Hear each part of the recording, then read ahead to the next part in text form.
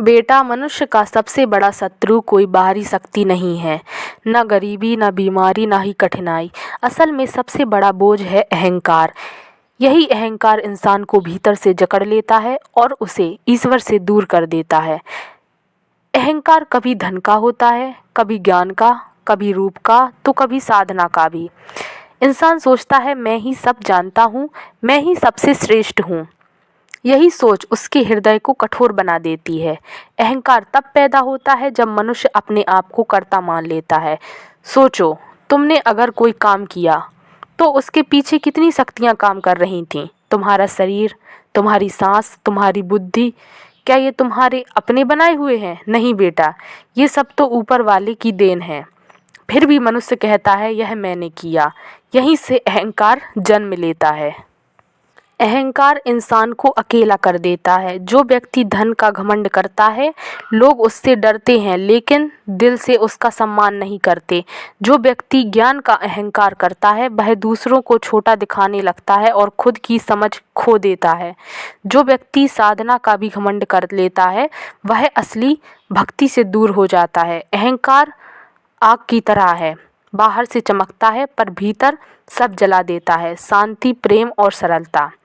बेटा याद रखो, जहाँ अहंकार समाप्त होता है वहीं भगवान का निवास होता है।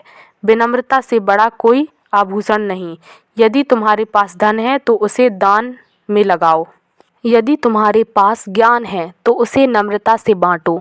यदि तुम्हारे पास समय है तो उसे सेवा में लगाओ। विनम्र इंसान हर दिल में जगह बना लेता है। जैसे पेड़ पर जब फल लगते हैं तो वह झुक जाता है, उसी तरह सच्चा ज्ञानी और सच्चा भक्त भी हमेशा झुका रहता है। अहंकार तोड़ने के उपाय हैं कई। पहला, सेवा करो। जब तुम छोटे छोटे काम दूसरों के लिए करते हो तो मन को एहसास होता है कि असली शक्ति देने में है, दिखाने में नहीं। दूसरा, नाम स्मरण करो। ईश्वर का नाम जपते जपते मनुष्य समझ जाता है कि वह स्वयं कुछ नहीं है, सब कुछ भगवान की कृपा है। तीसरा, कृतज्ञ रहो।